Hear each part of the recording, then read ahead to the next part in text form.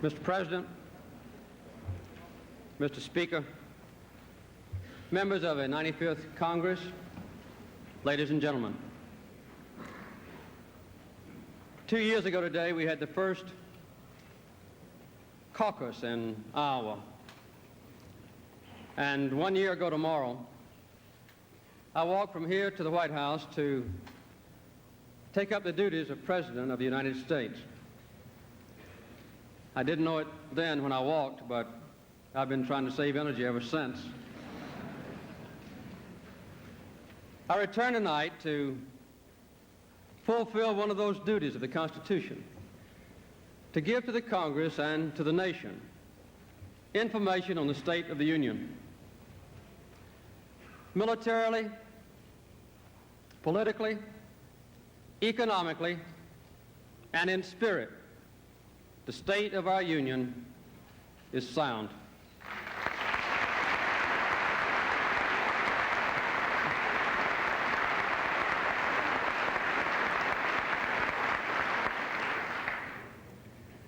We are a great country, a strong country, a vital and a dynamic country, and so we will remain.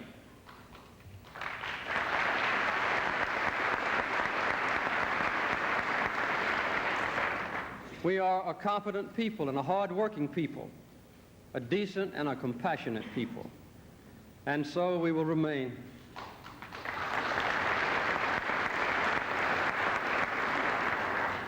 I want to speak to you tonight about where we are and where we must go, about what we have done and what we must do.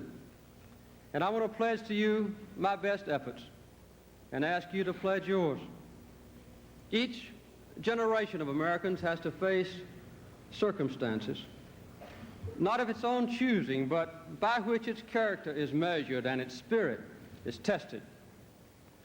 There are times of emergency when a nation and its leaders must bring their energies to bear on a single urgent task. That was a duty Abraham Lincoln faced when our land was torn apart by conflict in the war between the states.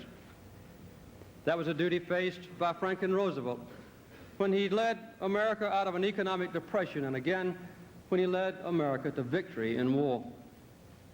There are other times when there is no single overwhelming crisis, yet profound national interests are at stake. At such time, the risk of inaction can be equally great. It becomes a task of leaders to call forth the vast and restless energies of our people to build for the future. That is what Harry Truman did in the years after the Second World War, when we helped Europe and Japan rebuild themselves and secured an international order that has protected freedom from aggression.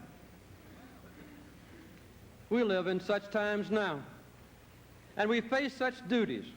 We've come through a long period of turmoil and doubt, but we've once again found our moral course. And with a new spirit, we're striving to express our best instincts to the rest of the world. There is, all across our land, a growing sense of peace and a sense of common purpose. This sense of unity cannot be expressed in programs or in legislation or in dollars. It's an achievement that belongs to every individual American. This unity ties together and it towers over all our efforts here in Washington. And it serves as an inspiring beacon for all of us who are elected to serve. This new atmosphere demands a new spirit, a partnership between those of us who lead and those who elect.